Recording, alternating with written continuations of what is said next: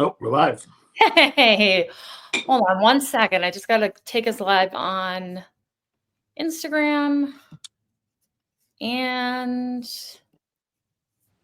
we are off and running, sir. Hey, Adam. Hey, how are you, Robin? I'm good. How are you? Good, good. Boy, winter really kicked in recently, huh?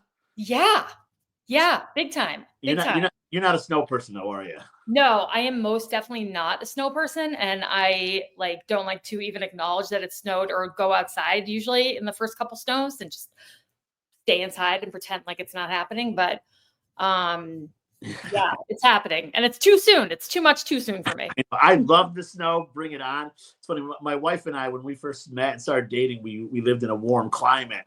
And we ended up moving back here because this is where I'm from. But we thought if we had to disclose where we wanted to live before we got married, that's the way everything in our marriage is symbiotico except the climate. I want to go to cold. She wants to be on a beach somewhere, but tough. It's tough to reconcile. You got to do a lot of vacations. I guess that's right. That's right. Well, yeah. The problem is I want a vacation on a mountain and somewhere, and she wants a vacation on a beach. Right. But anyway. Well, maybe you should just send me with her to the beach to keep her company, and then you can go do your do my mountaineering skiing. Yeah. Okay, so listen, we have a lot to talk about, and we have a couple of really great guests too coming on. So should we start with the city council recap? Sure. Because there was a marathon city council meeting on Tuesday. It was super long, and one of the reasons for the length of the meeting was they started real quick. Hey, before we get into that, I just want to acknowledge something that happened in the meeting that I thought was great. That it was something my father and Sonny Bonaccio really pushed for. There's a park over on the west side. It's a little pocket park there off of Division, and Commissioner Tom McTighe, who had recently passed away, Commissioner McTighe and his family have been involved in Saratoga, and I didn't know this since 1918. His great grandfather was a judge in the city. And it was a really special moment. Commissioner McTighe he was a Democrat in Saratoga when it wasn't cool to be a Democrat. I don't know that our politics would align now, but he was part of the founding people who made the city great. So I thought that was a really neat acknowledgement. I'm glad the city council voted 5-0 to name the little park after him and his family. And so, a little shout out to the McTighe family and all they've done for the city. But going back to what made that was going to be part of my recap. I was just going in order. No, I thought that was a really wonderful and touching moment, and so appropriate, and just a nice moment to kind of think about the history of the city and all the contributions people like the McTighes have made to create what we enjoy today. So it was very cool. All right, on to the good stuff. On to the good stuff. So the city council meeting started off with another public hearing to talk about the short-term rental legislation that has been drafted and modified over the last 10 months, I'm going to say 10 or 11 months by Commissioner Moran. And I have to say, I can't recall the last time I've seen this many people show up.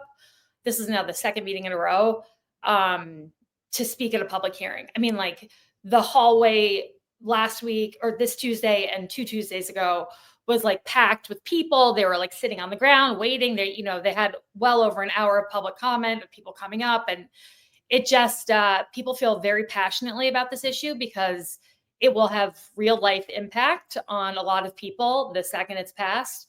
And so I wanted to kind of talk about some of the things that people brought up as their concerns and kind of where it stands right now. I know you listened to this public hearing too. Some of the things that jumped out at me were, first of all, the one thing that I can't really get around, the limit on the number of days that you can rent. I think it's 130 or 150 days you can rent. And it just feels very anti our capitalist economy to tell people that they can only rent their house for this many days and that's it. I don't know how you get around that, but I don't think it's great. Yeah, the two questions I have about that. Number one is that theoretically, everybody's going to rent their house out for summer, right? So Saratoga doesn't have plenty of people in summer. Don't we want people coming in the winter? The winter is when the restaurants are sitting empty, the bars are sitting empty, the shops are slower. So why would we kind of discourage renters from coming outside of the summertime, because people are going to use those days? But the other question I get, and maybe I'm judging from the people, but I in full disclosure, I'm in the short-term rental business, the long-term rental business, and the hotel business in the city, right? So there's no, you can say I don't have a horse in the game, or I have every horse in the game. You have all the horses. I have no horses. I have all the horses. But who is coming? How many Airbnb? If you're renting your place $150, that's a lot of nights to rent your place, and it appears people are, right? Because you're not the only person who picked up on this. A lot of people had issues with this 150 days. But I would say, boy, how many people are coming to Saratoga in January, where people are renting their house out for those 150 days? Well, and B, why don't we want them coming in January if they want to come? We do. And I think there's people who rent out for the summer during the track, and then have people who are here for the school year, whether they're Skidmore students or people who have just moved here and are looking for a home, and they're looking for something from September to June. I don't think that does not count against your 150 days. I forget what the length is. Might be 30 days or something. But once it becomes a long-term rental, those days don't count against your 150. Oh, I gotcha. Okay. All right. Right. So you could rent it out for the summer, then turn it and rent it for Skidmore students, and that Skidmore rental would not count against. At least that's my understanding. So it was more people who were just the straight Airbnbs.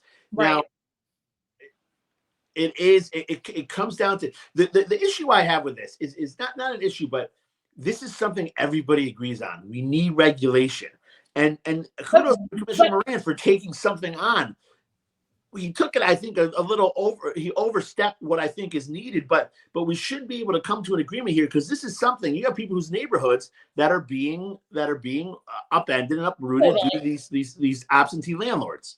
And I get that, but I feel like that's an issue that can be addressed with our zoning regulations and defining a short-term rental or a secondary investment property being rented out with short-term rentals, as we can define it in the UDO and address it in how our zoning works. But I agree with you that we all think there should be some kind of regulation. The problem is everyone thinks different things should be regulated, and the goal has gotten really blurry. It started off as a pitch about safety, and then it pivoted into a pitch about, this is going to bring down this is going to make more affordable housing and bring down housing prices.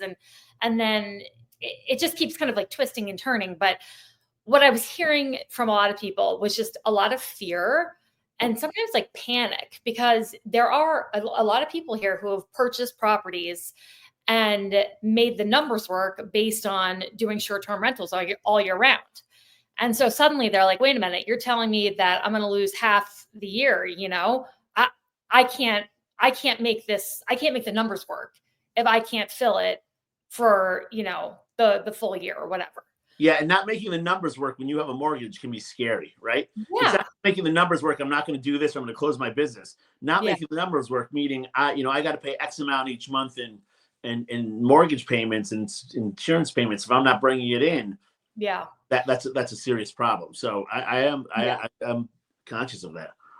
I also thought that as they talk through the process of how you would get your kind of license, it seems like it's fairly onerous. I mean, you have to have multiple inspections, the costs, there's little costs for each thing, and they all add up to about $1,200 to go through the whole process and get permission. Right. So the way it was laid out is the licensing fee might be only $200 and we're talking for one residence, but then you have to have a fire inspection. That's I forgot. I think that was $200.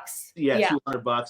Then you have to have a chimney inspection. And all the septic tank inspected. You have to. Yeah, there's a whole laundry list. Septic tank inspection, and for me, again, Saratoga has had a long history of renting out the houses. The business model has changed, but the core business has not. Mm-hmm. And thus far, we've had zero, as far as I know, zero tourists killed in home fires or zero septic tanks that have backed up and destroyed a city street in the illustrious 150 years that Saratogians have been renting out their home. So again, I agree with what we're trying to do, because there are, I think one of the interesting things and I've kind of learned this, when you have two sides on an issue, the latter side will take over the city council meeting, right? So you saw that with like BLM, right? BLM would take over the city council meeting. And so people like who were not anti-BLM, but against the message and what they were saying would stop showing up because they would be shouted down. I think you saw a little of that at this city council meeting where it was, I think maybe, out of the 20 people who spoke, one person was for this complete regulation that was being proposed. And the rest were for some kind of regulation, but not what was being proposed. I don't know that's indicative of if you put it to a vote. I think it's just the short term, the people whose livelihood, like you say, we're talking about, were affected by it in one way or another. Yeah. Yep. And the other thing that I picked up on was there were moments where people were asking about very specific things, and Commissioner Moran would respond saying like, yes, you take my word for it, that will happen. You have my word. And that is like a troubling statement to me, because like having like a city council member's word that they're going to do something means absolutely nothing. Right. Absolutely nothing. Right. Especially not that it's his word, but the fact of once this becomes enshrined in law. So that's why I get nervous when they say, well, the fine, if they're writing it in there, the fine, the initial fine is up to $2,500. Yeah. And you have the commissioner now, and I believe when he says it, that's not the intent. The intent is not to go start digging people $2,500. Who's not to say the next commissioner is not going to do that? Who's not going to say the code enforcement officer is not going to do that? So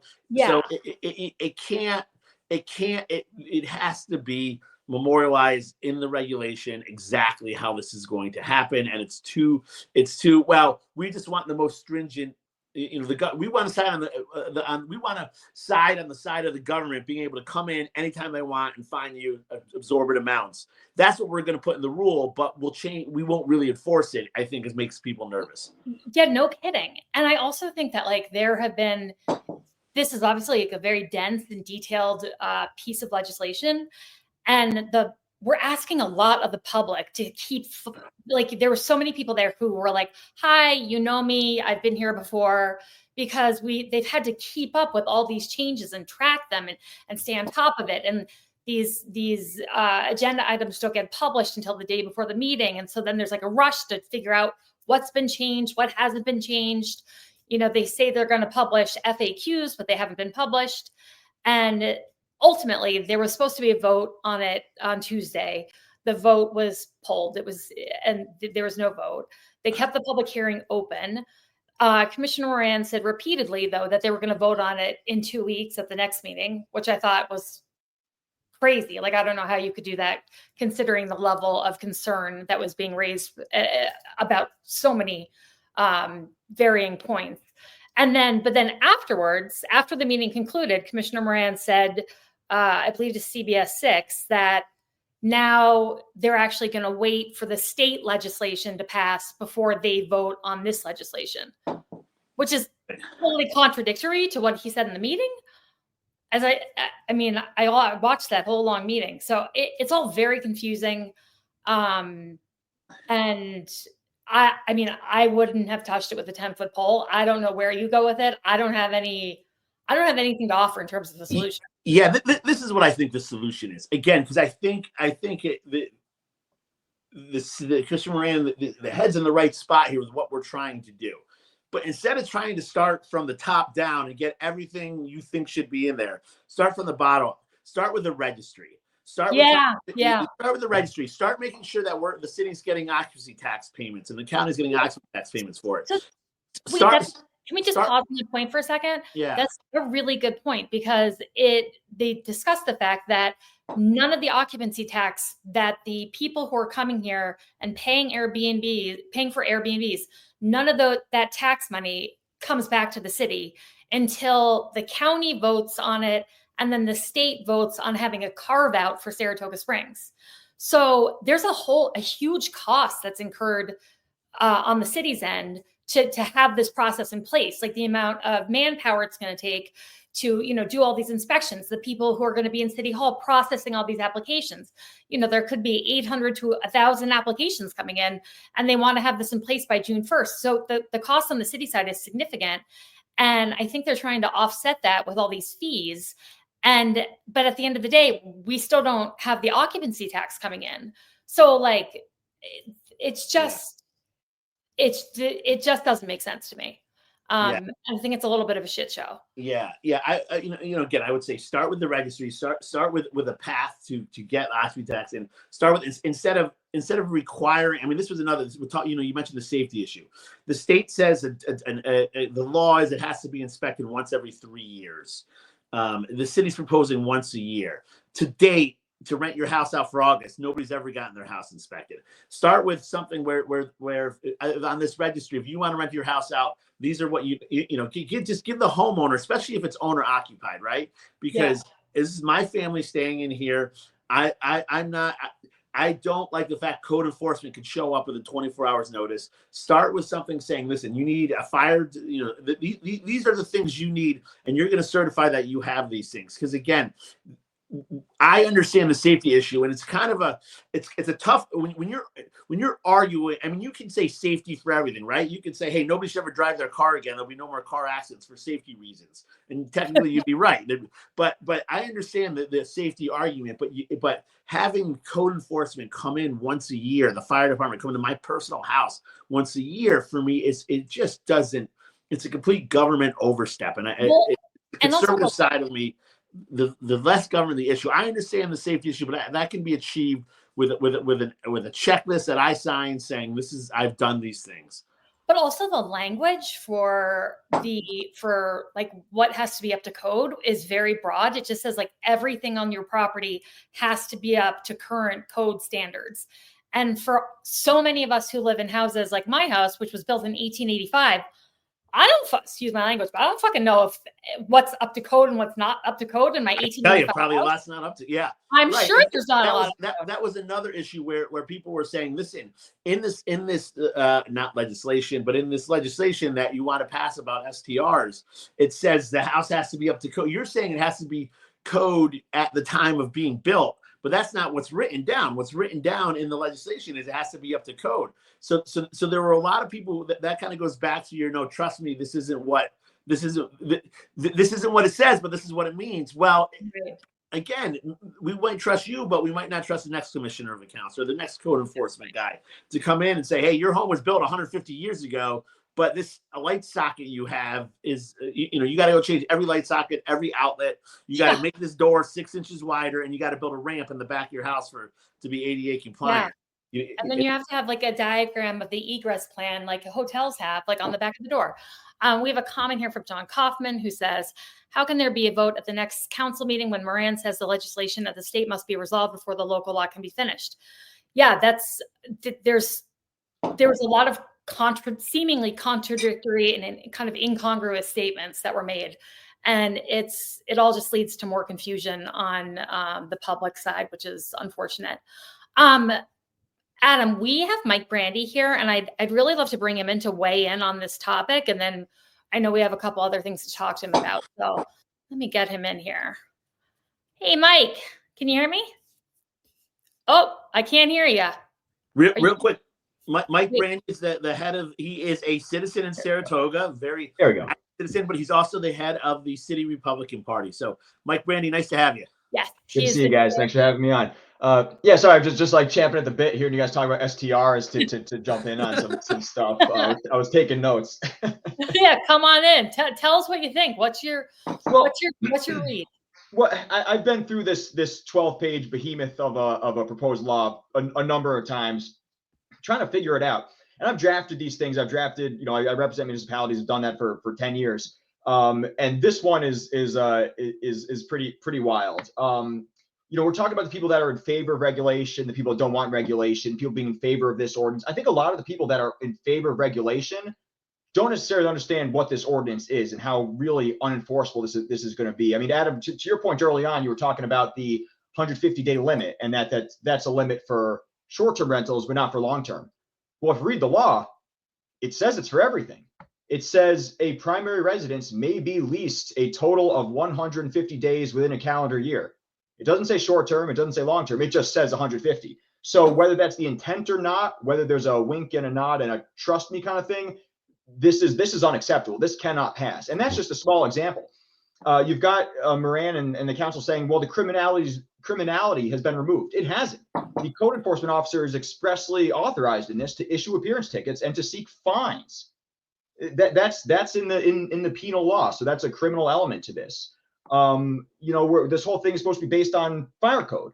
Well, fire code doesn't apply to single family residential homes. It never has, and it doesn't. So this thing is so off base. I think, Adam, you're probably spot on that. You really got to pare it down, have some goals, and then legislate towards those goals versus this kind of throw it all at the wall kind of approach here, which is just not going to be working. It's a shame. They could pass this, and it's not going to be enforceable. It's not going to make anybody happy. So, well, we were just saying, I'm totally confused now about when they're voting on it, because I swear Commissioner Moran said like multiple times that they were going to vote on it in 2 weeks at the next council meeting. But then after that, he said they're going to wait for the state to pass their legislation until they vote on this. And I'm like, wait, what? So interesting. Yeah. I understand, through the grapevine that potentially Assemblywoman Warner, might have spoken to him. There might have been some meeting about the intent of the state law and the impact of the state law. Personally, my 2 cents, I think it makes absolute sense to wait for the state, see what the state's going to do, because the state might take a lot of this out of the city's wheelhouse. They might do a lot of this free of charge. I was just going to say, like, there could be things that are duplicative, and there also could be things that are contradictory. So, why are we spinning our wheels and setting ourselves up for, a situation where we have to deal with all the issues that, come up with state legislation? I also did hear through the grapevine, so to speak, that Commissioner Moran's representation of Assemblywoman Warner's position on this legislation and her support for it maybe was a bit exaggerated on the commissioner's end, and she might not have been thrilled with how she was being represented in terms of her opinion on this. But it's again, I wouldn't have touched this with the 10-foot pole. I think there's so many landmines. But I will say, it seems like a weird comparison, but at the end of the meeting, Commissioner Songby brought up the issue of salaries for the city council and raising the salaries, because it's $14,500. It's $220 a week. It's like $8 an hour. It's ridiculous. And she also was talking about charter change. But instead of saying like, we have to change everything, and in that we'll address the salary issue, she pulled out the salary issue. She suggested a raise to $25,000 for the city council members, and she's proposing a vote just on that in 2 weeks. And so to me, that's kind of like the approach that needs to be taken here that Adam's describing. Don't take on changing the entire form of government and looping in the salaries. Pick off something that gets the ball rolling, that makes sense to people, that's easy to understand, that everyone thinks is reasonable, and start there and then build. But sure, yeah, it's like using a sledgehammer when you just need a claw hammer or something. It's a blunt instrument, and I think that's a good example. I mean, we have a lot of the complaints you hear from people that want STR regulation is parties and noise. And I live around Skidmore Kids and STR rentals, and it's rarely for me, just because they're smaller STRs, rarely for me are the STRs issues, but I could see where the bigger houses could be issues. I have issues a couple times a year with Skidmore Kids being loud, and sometimes you got to call the police. They come, they shut the party down, and then you move on. But I could understand people are frustrated. If it's happening every week for the entire summer, that's frustrating. But we got to be able to empower the police to respond and to write our. We have noise ordinances. Noise ordinances are. I was just going to say, we have things already that are in our city government that address these issues. Code enforcement will come out, they're on duty late night on the weekends, and they have, like decibel readers for noise. And if there's a noise complaint, they can come out and take the reading and address it. They're hard to enforce, but they're not impossible to enforce. And where you have a person who's a regular complainant who has an ongoing issue with a particular house, they can respond. The other thing that they can do is these people have, if these houses are really bad, they have private rights of action. They can, go after their neighbor for essentially being a private nuisance to their property. And these are things that they can do. Granted, you got to get a lawyer, and that's expensive, but nothing's going to get someone's attention, faster than something like that. So there are mechanisms to remedy a lot of these issues that already exist. I think we got to kind of try that before we do whatever this is. There's also this 1-800 number that would be set up that I find to be like, again, a little contradictory to the way in which our city works, because it would be, I mean, my understanding is it's essentially a 1-800 number for people to like call and rat out their neighbors for renting. Here's the issue with an anonymous. I mean, first of all, if you want to do a complaint, you can call up police dispatch and leave your name off if you witness a crime or there's a noise. You don't have to. They'll ask you for your name, but you can just say I'd rather not leave it, and you won't leave it, and the police will respond like they would for anything. And as far as so if you're not looking the criminal route and you're just calling to snitch on someone, so to speak, for a violation of this ordinance, they're not going to be able to enforce it based on an anonymous complaint. There's due process considerations. You're issuing a license here. You cannot take away a license without due process. And an anonymous complaint is not going to fly. You've got a right to confront your accusers on something like that. And it's just going to be, again, this is not thought through legislation. That's just another example of the mess that it's going to cause. I'm also thinking about how Chief Dyer, interim Chief Dyer, acting Chief Dyer, I'm not sure how we're characterizing him. He you apply for, he was talking about how the fire department was still understaffed and doesn't have enough people. And that's with the, code enforcement department that they have right now. That's at max capacity basically. So how many more bodies are we going to need to do these inspections, to process the paperwork? It has to go through multiple departments. I just think it sounds like a potential fucking nightmare. Yeah, absolutely. And one of the ways you get around that is to lessen the burden. When you go to register your car in New York, it's every 2 years. Not every year, it's every 2 years. Because if it was every year, maybe the state could get a little more money, but the administrative burden would overweigh it. So why do we need safety inspections every year? What exactly is changing? Is the battery dying in your smoke detector that we need to have an inspection to go do that? Why can't we just do an affidavit certification? Why can't it be a license every 2 years or 3 years or 5 years? What's the point of doing this every year? It's a huge burden. And that was Chief Dyer tried to explain that based on the state standards, but it didn't. Right. So that's a misunderstanding that unfortunately comes out of that department, and they've had this misunderstanding from the beginning. I pulled up the fire code. I looked at it. It didn't make sense to me that it applies to single family dwellings, regardless of the use. So I emailed state code, and they maintain the code. They're professional engineers. They gave me an opinion that said, no, the fire code does not apply to single family residences, regardless of how it's being rented out or the term that it's being rented out. There is no provision in the fire code that applies the fire code to these rentals. And that's one of the issues here all along. It's just something gets repeated enough times, people start to believe it. This, right. Go back to the assertion that STRs are illegal in Saratoga Springs right now, and this legalizes now. Utterly false. Absolutely false. And it doesn't even take a legal mind to read this in the code to realize that is just a misunderstanding, and it was repeated over and over again to the point where people just assumed it was true. So a lot of the foundational reasons for us doing this legislation have been debunked, and I think people are so far down the rabbit hole that it's hard for them to come back. Yeah, I quite agree. Yeah, that's really interesting, because that was a big part of about the fire inspection, which again, something I'm pretty against. I think it's it's an intrusion by the government to come into your home, and the idea of having to do and I understand the fire chief. When you're a hammer, everything's a nail, right? So if you're the fire chief, you're going to see potential fire hazards everywhere you go, and you're going to want to rectify them. Two, it's fire. I don't know that maybe fire chiefs want to hire more firemen, and then maybe this is an avenue to say, listen, now we got to do all these inspections. But again, I think it is an overstep to. I think 3 years is an overstep. So since it's here, that's not actually the code that you're able to legally rent your house out without a fire inspection. I want to point out again that Adam has all the horses in this race with all of his multiple rentals. I have nothing to rent. I don't rent out my own home. It would be time to clean. Yeah. If anybody wants a nice home this summer, I can show it. At the end of the podcast, I'll walk around my house. I'll show it to you. Yeah. Well, Mike, while we have you here, we're kind of bearing the lead here with you coming on. And what I'm referring to is that yesterday, news broke that Dillon Moran, the Commissioner of Accounts, was being charged with I don't really, you will know the technical term more than I will, because I was kind of confused if it was criminal or not criminal. Yeah, but basically, sorry, go ahead. It's 3 counts of violation of penal law. I believe it's 240.65 or 265.40.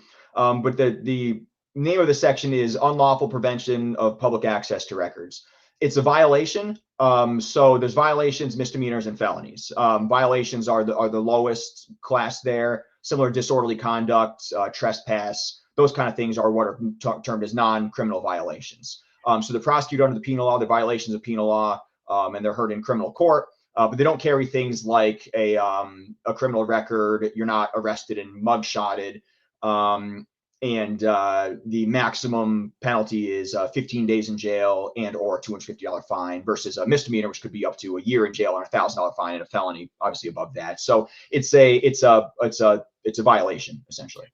But so thank you for explaining that, because I think it is a bit confusing. But to me, the larger issue here is that what he's being accused of doing is you had put in some FOIL requests for various issues that had been discussed at length at city council meetings. And then we're told that no documents existed pertaining to those issues. And Commissioner Moran certified that statement. And perjury and all those things apply when you're signing these kind of official certifications that indeed no documents exist pertaining to these subject matters. And that's not the case. And I don't know how much you can comment on this because I know it's pending, but I just have to say that what jumped out at me is Commissioner Moran obviously knows you're an attorney. He knows that you're very familiar with the FOIL process. You understand the ins and outs of what has to be done and how it needs to be done to be legal, and what the city's responsibilities are.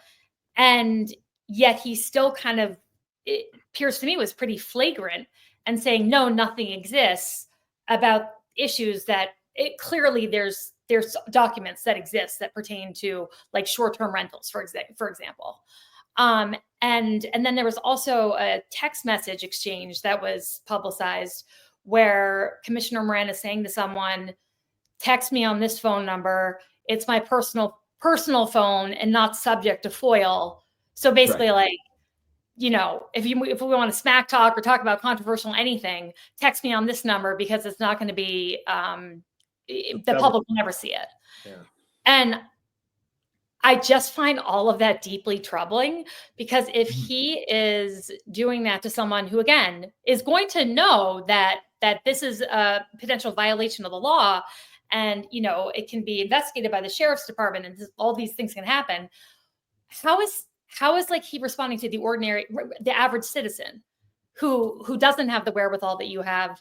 And it seems to me that this kind of behavior is not usually a one-off. There's usually it's indicative of a pattern usually.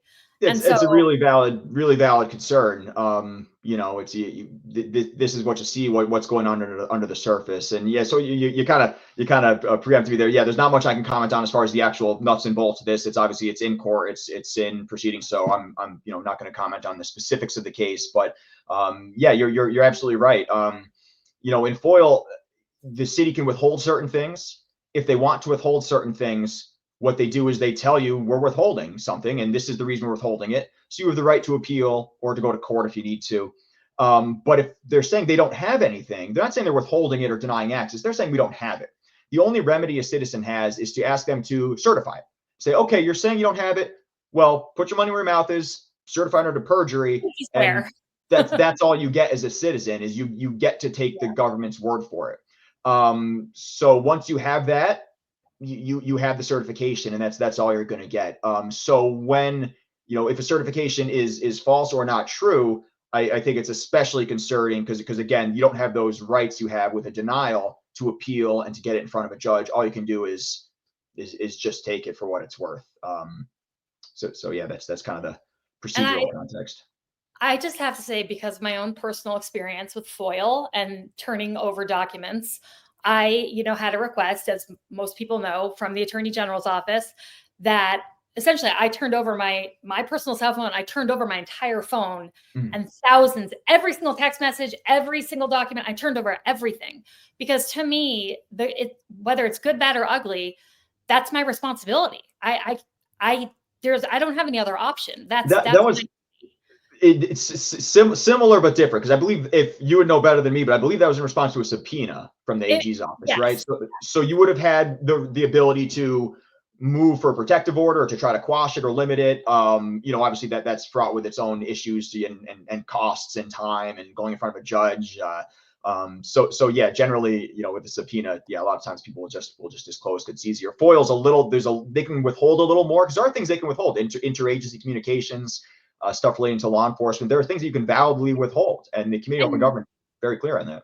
But typically, the person who's receiving the FOIA requests and processing them, it's in the city attorney's office. So it would be a city attorney responding and saying, this, is not subject to FOIA because of these reasons, blah, blah, blah. And it wouldn't be the commissioners or the mayors deciding what is going to be released or not released. Every municipality handles it a little differently. In Saratoga Springs, we have an interesting form of government where, we've got to have these 5 department heads. So it's a little wacky. Typically, it is through a city attorney's office, and you'll have a records access officer that sits in the city attorney's office. They will get the records, apply redactions that they wish to apply, and then maybe the city attorney or the chief executive officer would be the appeals officer. That's usually how it goes. I'm not sure exactly what Saratoga Springs does.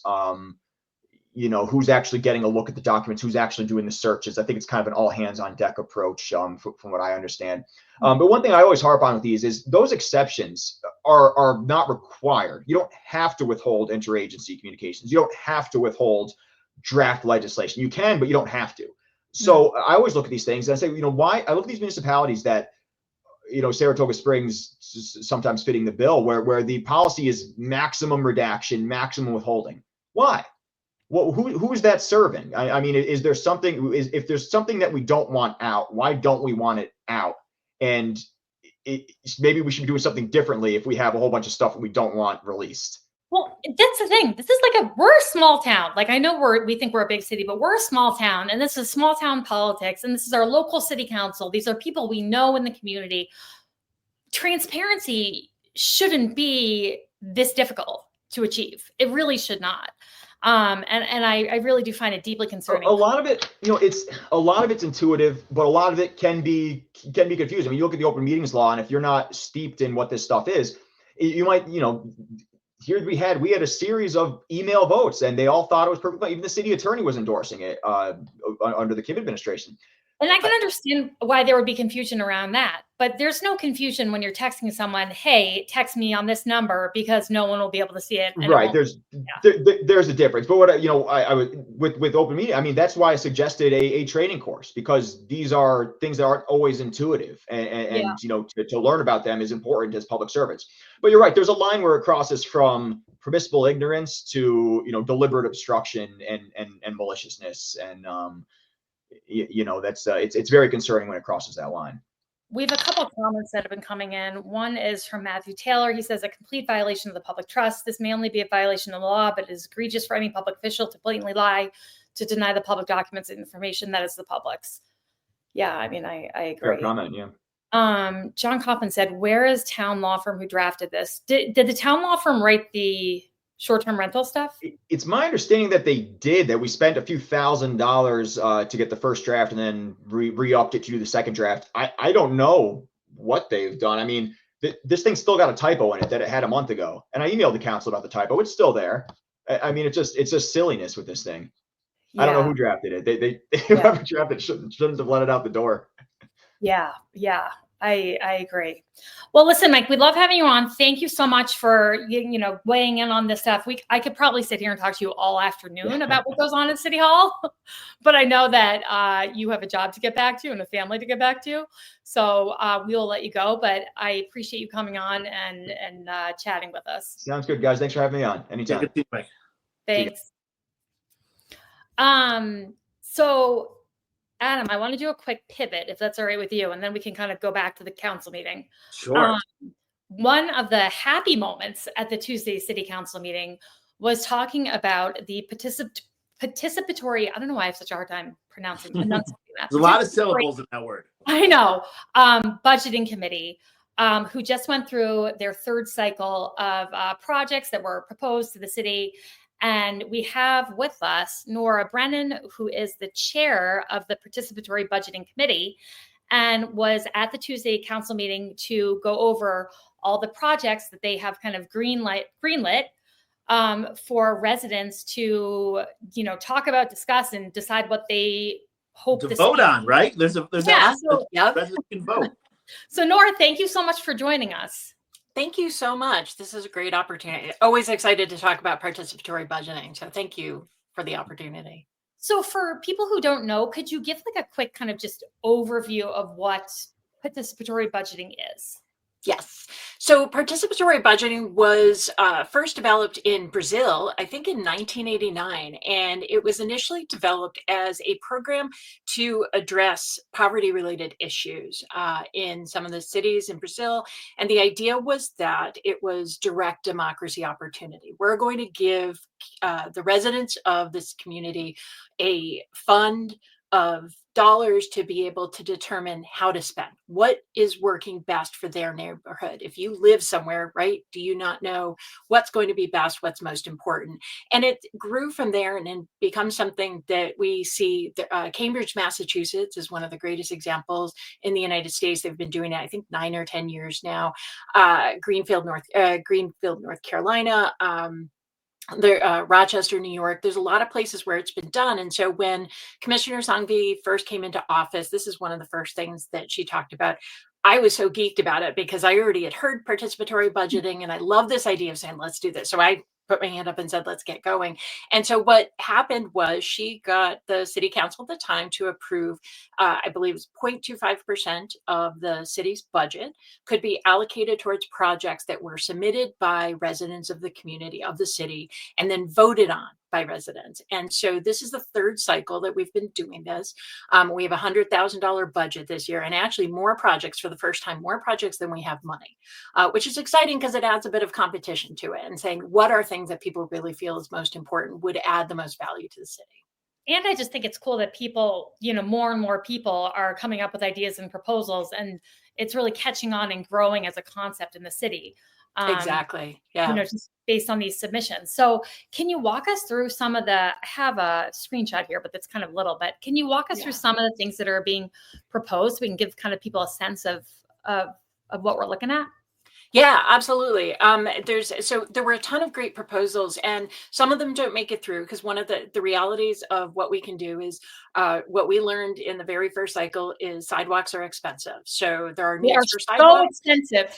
It's ridiculous. Anything having to do with like road work and pavement is like so it's shocking how expensive it is. Yeah, adding because I think I came in initially and I was like, oh my gosh, I got a list of like 47 different things that I would love to see happen, and every single one of them is way more expensive than the budget that we have to work with.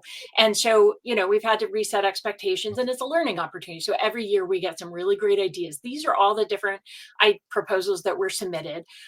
We work with the committee to vet them out, and we work with the different city departments to figure out what's actually feasible for the city to deliver or the city to support versus it doesn't mean it wasn't a great idea. It's just not necessarily a fit for PB. It might be something that a nonprofit could do. It could be something we've referred things to the library or to even the capital budget. So a couple of things that are on the budget this year that I'll call out is the Pitney Meadows Community Compost. So we do open it up for ideas coming from nonprofits as well as from individuals. And definitely we get great ideas from both directions, but we've got a lot of local community organizations who are really who have membership that helps them say, this is something that would be great. So the community compost, it's a $30,000 project, but what this will do is enable people who are looking to do composting can do it directly in the city at Pitney Meadows and bring in their composting. So that's a great program. A lot more appealing than figuring out how to do like home composting. Yes. For me is like, yeah.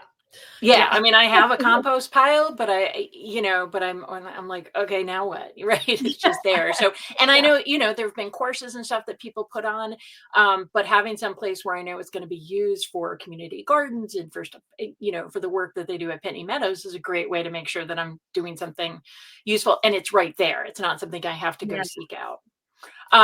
Saratoga Joinery, so they're a new organization in our community, and they submitted a project to be able to offer educational programs on basic tool knowledge and home repair. So this will be so cool, by the way. And they're right. I can reach across my window right now and like touch them. They're my neighbor across the street, and yeah, I think what they do is like so amazing. But this specific course too is like something I would sign up for in like a heartbeat. Mm-hmm. Exactly. I've tried. I mean, there are some things that I've fixed and there are some things I've tried to fix, and show, being able to learn what to do with these tools, what's the right tool to use, home repair, setting up these courses is definitely a great thing. Obviously, the entire community can't use it, but there's definitely people in our city who will get value out of this and hopefully be able to share that knowledge elsewhere.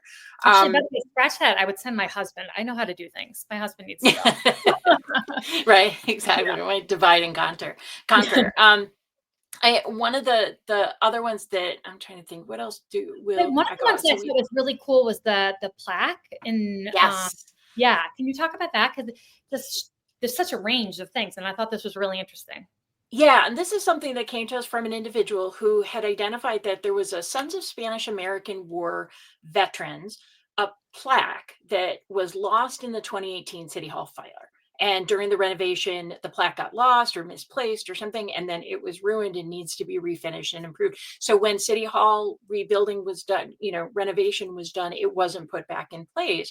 And so this person who identified this and submitted this project to be able to have the plaque renovated and improved so that it could hang again back in City Hall. And the city still has the original plaque? Yes. I think it was a replacement. I think we lost because we actually worked with some of the city departments to see if we could find it somewhere. Because it may still be there somewhere, but they weren't able to. So it's a replacement. We need a plaque. We had a plaque. We need to exactly. And so it's just replacing the one that we had previously. But that's the kind of thing, you lose sight of, stuff happens, right? And so being able to replace that, it's a great way to be able to honor those veterans, bring that back into visibility for the community. And it's being added to City Hall. So everybody in the community will be able to benefit from having that, and I say benefit because some people go, well, what's my benefit? Right. But that this is part of what we do in our community is create these recognitions of people who are part of our community who did something in the past that we want to honor. And so the historical contributions, are recognized all throughout the city in various ways. And I think it's really important that we maintain those. And I'm so glad that this person realized that this had happened. And I really hope that it's something that gets funded. Let me ask you a question that, for people who say, listen, this, times are tight, the budgets are tight. What value added does this system of a participatory budget give you, as opposed to just leaving this $100,000 in the general operating fund? Why does this add value to our city? This program that the commissioner, what you've worked very closely with us, you're a big fan. How would you sell to the rest of Saratoga why this is so important? So I will tell you why it's really important to me and why I think the value is here is because, we elect our officials to make these decisions, to say, this is what we need to do with our budget. This is the best way of distributing these funds. But ultimately, they're acting on our behalf. These representatives are making these decisions for us. What this does is create a direct line from my idea to that elected official and then to vote on it, right? So the residents of the community, everybody can come out and vote and say, you know what, this is dumb. I don't want to do this. I think this is a terrible project. We shouldn't do it.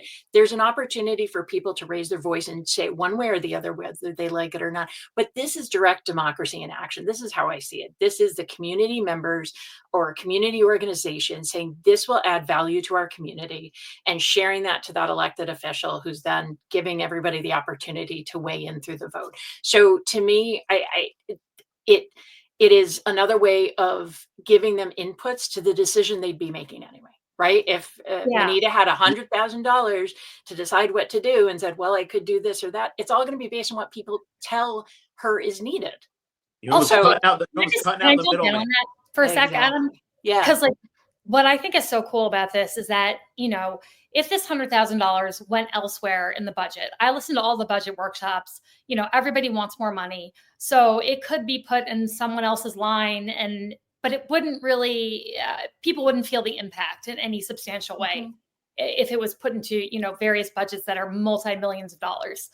But having it be broken down like this and this wide range of projects, it touches all these different demographics and people who ordinarily wouldn't have necessarily this engagement with the city, from kids to seniors to people who are interested in composting to people who are interested in music. And like, it reaches a whole new kind of arena of people and gets them engaged with the city and making the community better in ways that maybe our legislators aren't seeing in their day to day, but people in their neighborhoods do see. And so I just think it's very cool. One of the unintended benefits that I've seen in the 3 cycles that I've been a part of the committee as well is that this is another channel for people to say, hey, we'd like to see this done. Right. So we have moved things into the capital budget and we have investigated what can and can't be done. So what, you know, I love everything that I've learned about that I didn't know about the community. You know, people have submitted project ideas for different parks. Not all of our parks are actually they may be maintained by the city, but they actually have to go through the school district to be able to get funding approved. And so it's a very complex process. So we've learned what works and what doesn't work, where there's actually limits to what the city can do with these funds and what we might need to go elsewhere to do. You know, somebody had submitted a project last year for adding water fountains downtown, right? For people, there's an environmental benefit for people, you know, not having to bring their own plastic bottles. There's, you know, water fountains make sense. It's actually, it's very costly to do that kind of thing. And, you know, moving the pipes and getting everything connected. What do you do in the wintertime? There's so many factors to that. And this is an education and also an opportunity to say, but it can't fit in participatory budgeting, but we're going to refer you to the DPW. So now DPW has a different channel of getting ideas of things that people are asking for, whether it's sidewalks, whether it's more lighting, you know, so we're bringing ideas forward and we're opening up that door for people to submit their ideas, whether it makes it our voting process or not, you know. I was going to say, I'm sold. You got me. Now, how I'm interested. I want to get involved now. How do I go vote? How do I, you know, where do I look at the list of these projects and how do I go vote for them? Yes. So we have a voting platform and starting this Saturday, we have a week of voting. So from December 7th to the 14th, thank you for putting up this flyer. There's a QR code here that you can scan. You can actually go in right now and look at the website where the voting happens and you can see what the projects are. You can pick and choose because we have this thing called knapsack voting. So you have a $100,000 budget and you can actually pick you can pick as many projects as can fit in that $100,000. And that's how we'll get your ranking and we'll understand what your priorities are as a voter. So starting December 7th, go in there, scan the QR code or go directly to the website. I'll post that the link in the comments. Oh, thank you. Directly to the site because people can go around and play and it, you know, so it's very straightforward. And then once we complete that week of voting, then we'll tally up all of the votes and be able to make the recommendations to Manita and say, this is what came through. These are the top voted projects that fit. And then she will make the presentation to the city council who will make final approval on submitting those, getting those projects approved to move forward to be implemented in 2025. I think it's so cool, the knapsack kind of concept of because it really puts actually people through kind of like their own little mini budget workshop. Because it's like, I want this, that, and the other. And you're like, oh crap, it's too much money. So I got to like get rid of something. What am I going to get rid of? I just think it's such a cool addition this cycle. And I have to say that last year you guys funded the Lake Avenue Elementary School Centennial Celebration. And all my 4 kids have gone to Lake Avenue. I still have a kid at Lake Avenue. My kids too. Yeah. And it's so awesome. And it was such a great event. And I don't know how we would have pulled it off were it not for the money we got from the city. And so it was just, something we'll all remember for a really long time. And thanks to this program. So I just wanted to kind of give it a little shout out and a thank you for that. Yeah, I will absolutely say that one of the greatest things, the things I like about the projects that we've brought through in past cycles is the free programming that's aimed towards children or to community members. So Opera Saratoga, we did Broadway in the park, and all these things that we were able to bring arts programming and make that available to kids who might otherwise not get the opportunity to experience those things. And that's, I think, one of those things that says when we look at Saratoga Springs and what makes it a place not only for people to be raised here, but to stay here and to develop their lives here, it's having the opportunity and the access to things that maybe they wouldn't get elsewhere. There was also my favorite too, is there was a curling program, a pilot that we did in the very first cycle. And my family's a curling family. So I always thought curling was the greatest thing. We were able to, the National Curling Association actually donated the equipment so that we could be able to establish a pilot program. And there's now a curling that the recreation department is bringing back year over year to be able to open up curling groups. And so part of this is also, it's a one-time thing. You're submitting a project that's going to be implemented in 1 year, but hopefully some of the projects that we're building we'll see the benefits of it continue year over year. Yeah. That's so cool. And our co-host who's missing today, Dan DeFederici, he had to work. Thanks, Dan. He is a big fan of the curling. So we have heard about the curling program. He loves it. And he thought it was awesome. Yep. So this is so great. Like, thank you so much for coming on, Norah, and kind of talking through this, because I really think that, it's just growing and these things are all so exciting. And I really look forward to voting myself and then seeing what's funded. Yeah. And then absolutely, encouraging people, think about what you want, what you think the city should be doing. Again, every idea is a good idea. So submit your ideas.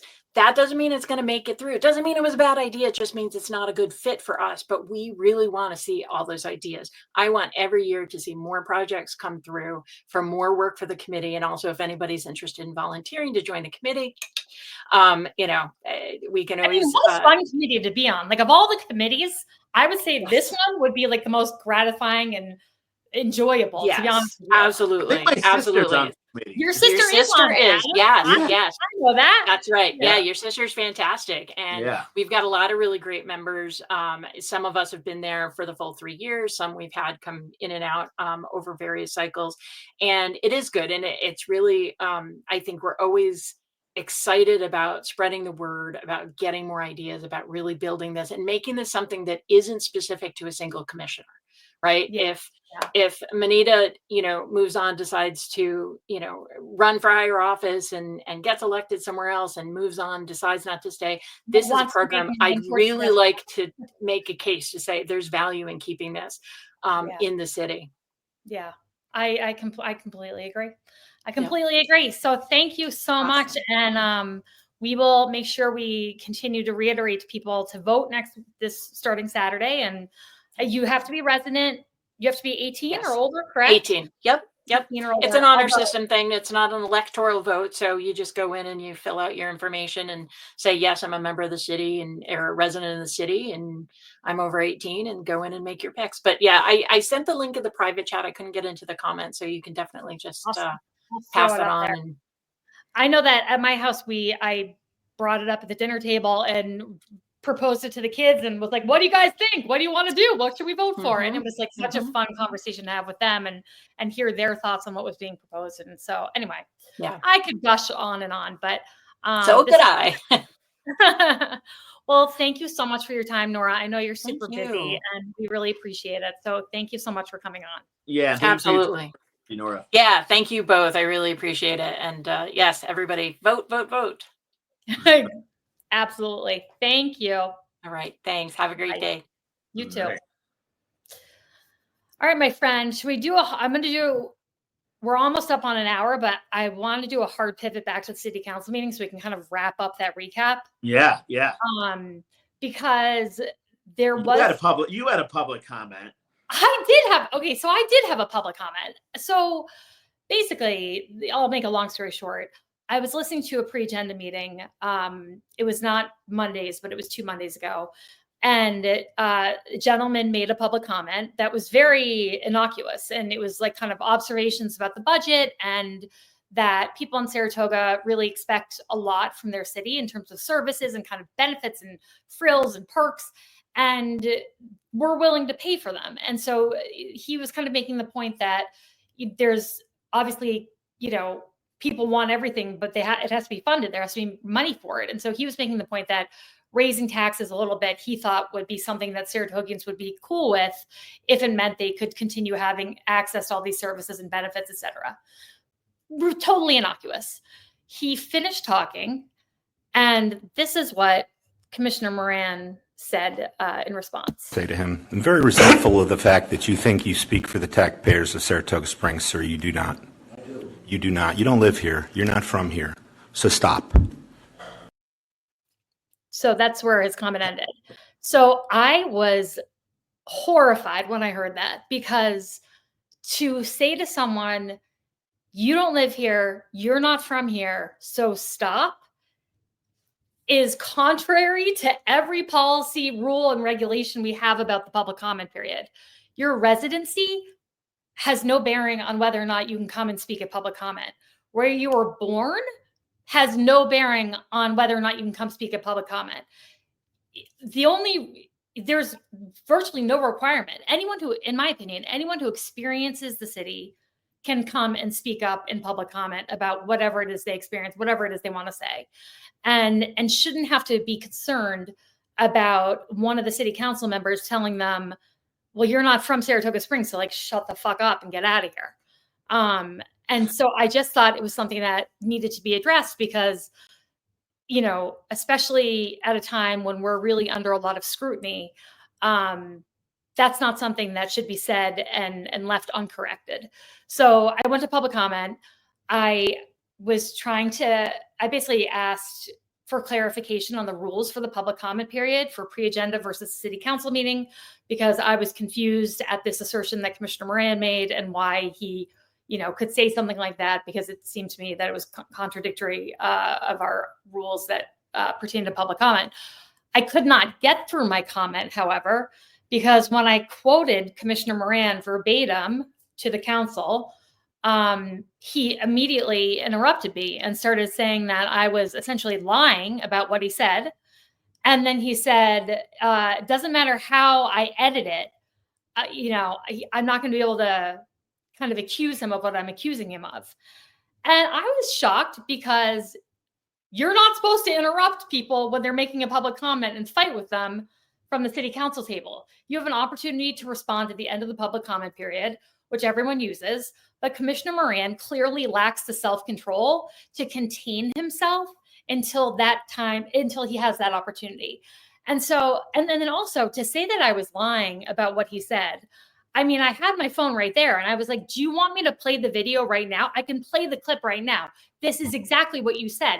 An insinuation that I could somehow edit the video from the pre-agenda and splice it together to make it sound like he'd said this when he really hadn't is just absurd. And again, I'm a constituent. I understand that he has a lot of personal animus towards me, but that shouldn't affect my experience when I come in to make a public comment. You shouldn't be, again, worried that a council member is going to accuse you of freaking lying and try to shut you down while you're making the comment. It was totally inappropriate in my opinion. Yeah, I'll play devil's advocate here for a second. I think what he was trying to say was the gentleman said he speaks for the taxpayers. If you live in Saratoga, you are not a taxpayer. But I'm going to take it one step farther. I'm going to say if you're not from this city, that you should say second fiddle on public comment. I didn't like it when BLM was taking over our meetings. I don't like non-Saratoga residents taking over city council meetings. So this is our city, the residents, the taxpayers should get priority in the speaking at city council meetings. And so these outsiders can submit an email. So you're going to say, when people walk in the door, show me your license. Where do you live? Do you rent or do you own? Oh, you rent? Forget it. See you later. You're not No, if paying you rent, tax. it's okay. If you have a valid lease, unless it's a Skidmore. If you're from Skidmore, you don't get to speak either, because I'm sick of hearing those kids speak too. So only Saratoga residents can speak. Non-Skidmore students, a year lease. They don't have to own land. We don't have to go there. I mean, Jesus Christ, oh God, I can't. I just don't even know where to go with that. I mean, I can't. I'm at, when I was public safety commissioner and someone called with a complaint, if I said to them, okay, before I hear your complaint, please tell me where you live and if you own or rent or whatever. I will say I've never seen, I mean, the amount of abuse that the city council took when you were on it, and then Commissioner Montagnino from non-city residents was, yeah, you know what? It was despicable. I never lost my temper. It was, you never did. You never told them. You never told them anything about their residency or their ability to speak. I sat down, I shut my mouth, and I fucking listened. Excuse my language. I listened to what their concerns were, because that's the job of a public servant. It's to sit there and listen. And Commissioner Moran has a real problem with talking too much and listening not enough, too little. And he's got to stop. I mean, honest to God, he has like this pattern of when anyone poses a question, whether it has to do with his department or not, he jumps in because he wants to answer everything. And I mean, these meetings are long because he bloviates too much. But anyway, I digress. Yeah, I thought it was a completely inappropriate thing to say, and I thought it needed to be called out. In doing so, he acted completely inappropriately again. He's having a bad week. That is for sure.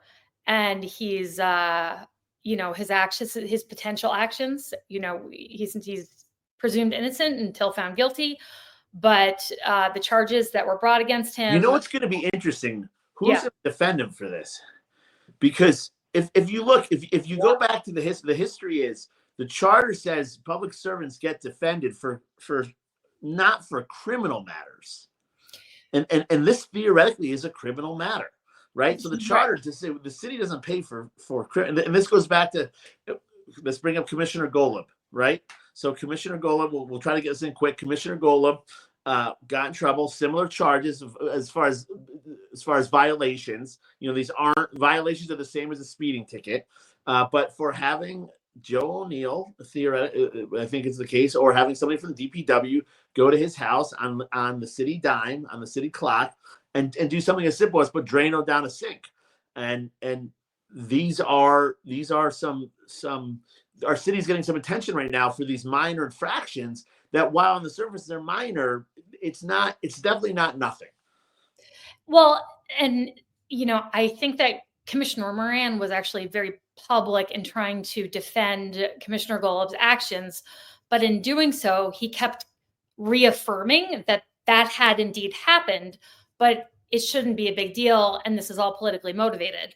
But I just kept thinking, by confirming that this happened in trying to defend Commissioner Golub, he's not really helping. You know what I mean? Yeah, I do, because at the end of the day, I've known public servants who, I mean, you have to, once you're dealing with the taxpayers' dollars, you have to watch every penny, and you have to treat it not like it's your money, not like it's your penny. And there was why it was minor. I think you're right, saying this is not a big deal. He just slipped a little bit. It's not a big deal. It kind of is a big deal. I personally think that should have been handled by HR, and I don't quite understand why it rose to the level of a police department and an investigation, et cetera. But I know Commissioner Golub extremely well, and I feel like I know his character, and I think he's an incredible guy and a man of integrity. And so I give him the benefit of the doubt on this one. But I think that what's being, what Commissioner Moran is being accused of, it seems a lot more cut and dry. I mean, just that text message alone is incredibly damning. But Commissioner Moran is someone who espouses, transparency, and he espouses kind of all these virtues that he seemingly is contradicting in his day-to-day work at City Hall. So we'll see how it all plays out. We shall see how it all plays out. But at the end of the day, man, these lawsuits, it seems like every day, new lawsuit, new lawyers, new this, new that. Yeah, we were talking earlier real quick. We're not that far away from candidates in petitioning season and knowing who's going to be running. And, for local political junkies like us, it's almost like finding the two teams for the Super Bowl. And again, we're February, right? We're going to start to find out. Basically, yeah. So our city council elections happen in about a year, in this coming November 2025. But the process for getting candidates endorsed by the Democrats or the Republicans really we start talking about it now. And then in January, it's discussed, there's meetings. And in February, the endorsements are made. March 1, petitioning starts. And so, yeah, it's happening now. Right. And it's really interesting. I believe that Mayor Safford is going to be running again. That's unofficial though, right? I mean, he told me. He told you he was going to run again. And it seemed like it was in a way that wasn't like on the down low. So I feel pretty comfortable saying that. Yeah. Right. And he told me that on Monday. I asked him on Monday if he was planning on running again, and he said yes. And then I don't know about Commissioner Songby, because I know she said when she was running for her state Senate seat that she was not planning on running again for the finance commissioner position, but I don't know if that's still the case. Commissioner Cole, I believe, plans to run again. I'm sure Commissioner Moran plans to run again, but I think that, especially with Commissioner Moran, because of all the shitstorms around him, I'm sure that there will be someone challenging him in the fall, and I'm sure there will be challenges to a lot of these seats. Yeah, the Republicans did not run with a full deck, and they still did very well. And so it's going to see if it encourages some more Republicans, because it's tough. It's just on the blanket and the enrollment numbers. It's not easy to get a Republican elected. Yeah, the problem is the Democratic City Committee is a stone cold pack of weirdos. They are just kind of a hot mess. I'm just going to say it. They're a little bit of a hot mess, and so it's hard when you don't have, in my opinion, two functional, healthy, productive committees, nominating people. But you and I are also in the group that's called One Saratoga, which is a group that was formed in 2019 and adheres to the kind of motto of city above party. And it's something that I think in this city is extremely important. I don't want people who are running to then report back to their party and do what their party is asking them to do in office. I want people running who are going to make decisions that are in the best interest of the city and not in the best interest of Republicans or Democrats. And so I believe we will, likely have another ballot line this election cycle. We had one the last election cycle. And in the last election cycle, it was really the One Saratoga line that put people over the finish line in terms of winning. And it really validated the concept that if you have a major party line and you have the One Saratoga line, you're going to win. So I think that the One Saratoga endorsements are going to be incredibly important for these folks. I think so too. Yeah. And we're in charge. I'm not really. We're part of the group that's in charge. Yeah. So on that note, can I just say a little cheer and jeer here to wrap up? Yeah. I'm cheering the Bills because they gave me great joy on Sunday. It was a freaking awesome game, and we need some happy news in New York State, and the Bills continue to deliver that happiness for me. Jets and Giants. Yeah. On the jeer side, our former mayor, Ron Kim, has been active on Facebook lately. And I happened to be reading a post that was about the proposed salary increases for the city council that Commissioner Songby put up. And in this post, Ron Kim, our former mayor, refers to John Safford as Sleepy John. And I just thought, what a dick. Like, what a shitty thing to say. You know what I mean? Like, it just reminded me what a jerk he is and how happy I am. Trumpian tones to that. Yeah. Well, yeah, of course, Sleepy Joe. And he's like, oh, does he think it's funny to say Sleepy John? Like, I just thought it was gross and unbecoming of a former mayor. Interesting, coming out of the Democratic Party too. Yeah. And he's talking, he was just the mayor and he's talking about the current mayor. It's just gross. Like, we deserve better in terms of the discourse from our former and current elected officials. Yeah. So Ron Kim, stop being an asshole. All right. My cheers. Yeah. What you got? All right. My jeer is actually from my children, and it goes to the Saratoga Springs DPW for getting those roads cleared today and having school start on time. My kids are tired and pissed this morning. We know. My cheer goes to Saratoga Springs DPW for making my driving to work easy and comfortable for getting those roads clear. So I guess it's all perspective. Yeah, that is funny. No, my kids were like dying for like maybe a 2-hour delay. Yeah, exactly. I was expecting. I was shocked, but they made me sleep with a spoon under my. Yeah, my kids did that too. They're like, you put ice. I think we got underwear somewhere in a freezer or something. I don't know. Yeah, there was like a white crayon under the pillow, ice in the toilet, and then something else, and that will that's a magical spell that makes a snow day happen. That's really funny. I was like, wait, what are we doing? I was totally confused. Yeah. But anyway. All right. Well, it was great chatting, Adam. Yeah, we'll see you in 2 weeks. Yes, absolutely. All right. Peace out. Saratoga.